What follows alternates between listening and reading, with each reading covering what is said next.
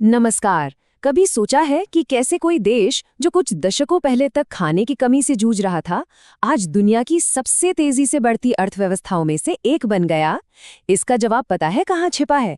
विज्ञान और टेक्नोलॉजी से आई क्रांतियों की एक पूरी सीरीज में। तो चलिए आज इसी कमाल के सफर को समझते हैं। ये सवाल जितना बड़ा लगता है ना, इसका जवाब उतना ही हमारी रोजमर्रा की जिंदगी में घुला मिला हुआ है। सुबह के नाश्ते की केबल से लेकर रात को भेजे गए एक छोटे से मैसेज तक साइंस का असर हर जगह है। आइए देखते हैं कि ये बदलाव असल में कितना गहरा है।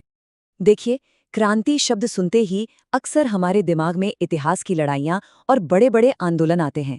लेकिन आज हम उन शांत क्रांतियों की बात करेंगे जो किसी युद्ध के मैदान में नहीं बल्कि प्रयोगशालाओं और खेतों में हुई, और जिन्होंने हमारे जीने का तरीका हमेशा हमेशा के लिए बदल दिया।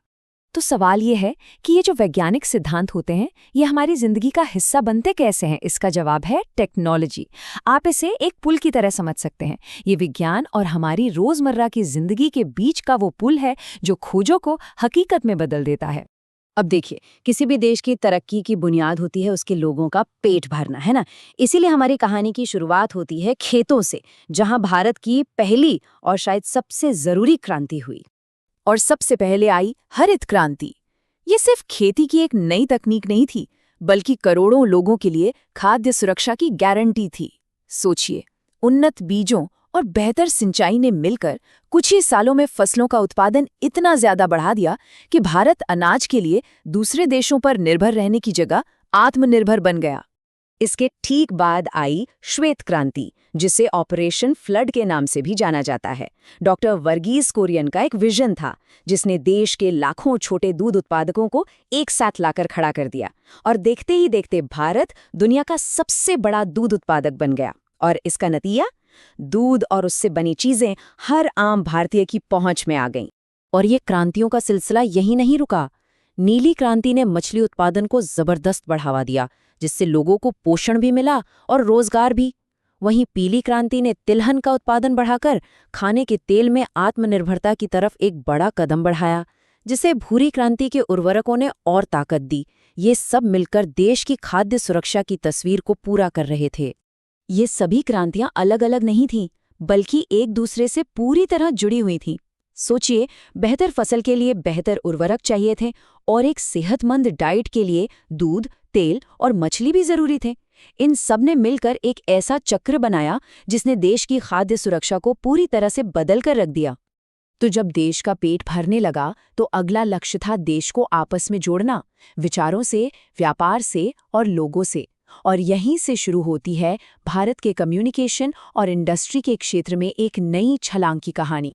जरा वो जमाना याद कीजिए जब एक चिट्ठी को अपनी मंजिल तक पहुंचने में हफ्ते लग जाते थे, और आज हम एक सेकंड के अंदर दुनिया के किसी भी कोने में संदेश भेज सकते हैं। ये सिर्फ रफ्तार का बदलाव नहीं है, इसने हमारे व्यापार करने, रिश्ते निभाने और जानकारी हासिल करने के तरीके को ही बदल दिया है। ये सब सिर्फ गैजेट्स नहीं हैं, बल्कि हमारी जिंदगी के सेंटर पॉइंट बन गए हैं। आज हमारी बैंकिंग, शॉपिंग, पढ़ाई और मनोरंजन सब कुछ इन्हीं डिवाइसेस के जरिए होता है जो इंटरनेट से जुड़े हैं। टेक्नोलॉजी ने हर सेवा को सचमुच हमारी उंगलियों पर ला दिया है। और ये बदलाव सिर्फ डिजिटल दुनिया तक ही सीमित नहीं रहा। आज छोटी सुई से लेकर बड़े बड़े जहाज और लड़ाकू विमान तक सब भारत में ही बन रहे हैं। दुनिया के टॉप औद्योगिक देशों में शामिल होना सिर्फ एक आंकड़ा नहीं है, ये आर्थिक आत्मनिर्भरता और ग्लोबल स्टेज पर एक बड़ी ताकत होने का प्रतीक है। एक मजबूत राष्ट्र सिर्फ अच्छी अर्थव्यवस्था से नहीं बल्कि स्वस्थ नागरिकों और सुरक्षित सीमाओं से भी बनता है। तो आइए देखते हैं कि विज्ञान ने इन दोनों ही मोर्चों पर हमारी रक्षा कैसे की है। मेडिकल साइंस में हुई तरक्की ने हमें शायद सबसे कीमती तोहफा दिया है, एक लंबा और स्वस्थ जीवन। चेचक और पोलियो जैसी बीमारियां जो कभी लाखों जानें ले लेती थीं, आज टीकों की वजह से लगभग खत्म हो चुकी हैं। और आज आधुनिक दवाओं और एक्सरे जैसी डायग्नोस्टिक तकनीकों की बदौलत डॉक्टर बीमारियों का पता जल्दी और सटीक तरीके से लगा पाते हैं, जिससे अनगिनत जानें बच रही हैं। और जब देश की सुरक्षा की बात आती है, तो आत्मनिर्भरता से बड़ी कोई ताकत नहीं होती। आज भारत अपनी सीमाओं की रक्षा के लिए दूसरे देशों पर निर्भर नहीं है। अपनी मिसाइलें, अपने लड़ाकू विमान और अपने युद्धपोत बनाना सिर्फ एक औद्योगिक उपलब्धि नहीं है, बल्कि ये किसी भी बाहरी दबाव के सामने न झुकने की एक गारंटी है। लेकिन तरक्की की इस चमकती हुई कहानी का एक दूसरा पहलू भी है। क्या इस तेज दौड़ में हम कुछ पीछे छोड़ आए? अब वक्त है सिक्के के दूसरे पहलू को देखने का और ये समझने का कि इस विकास की हमें क्या कीमत चुकानी पड़ी। चलिए हरित क्रांति का ही एक अनचाहा नतीजा देखते हैं। पैदावार बढ़ाने के लिए जिन केमिकल उर्वरकों और कीटनाशकों का हमने जमकर इस्तेमाल किया, उन्होंने कुछ समय के लिए तो बम्पर फसल दी, लेकिन लंबे समय में हमारी मिट्टी की सेहत ही छीन ली। जमीन की जो कुदरती ताकत थी वो कम हो गई और एक समाधान ही एक नई समस्या की जड़ बन गया। और ये चुनौती सिर्फ खेतों तक ही सीमित नहीं रही। फैक्ट्रियों के धुएं ने हवा को जहरीला बनाया, विकास के नाम पर जंगल कटते गए और हमारे प्राकृतिक संसाधन तेजी से खत्म होते गए।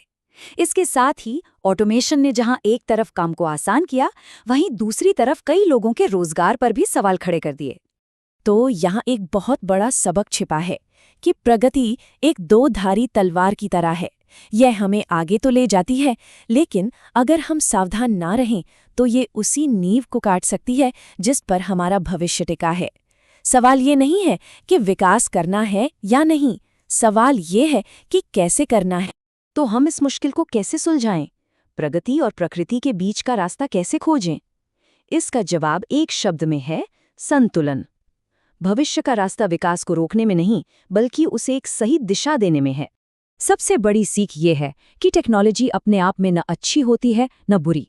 ये पूरी तरह इस बात पर निर्भर करता है कि हम इसका इस्तेमाल कैसे करते हैं।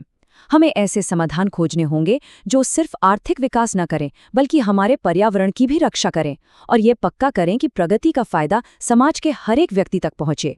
और हम आपको इसी एक सवाल के साथ छोड़ जाते हैं: हम प्रगति और प्रकृति के बीच सही संतुलन कैसे बना सकते हैं? ये हमारे समय की सबसे बड़ी चुनौती है और इसका जवाब ही हमारे आने वाले कल का भविष्य तय करेगा। इस पर विचार करने के लिए धन्यवाद।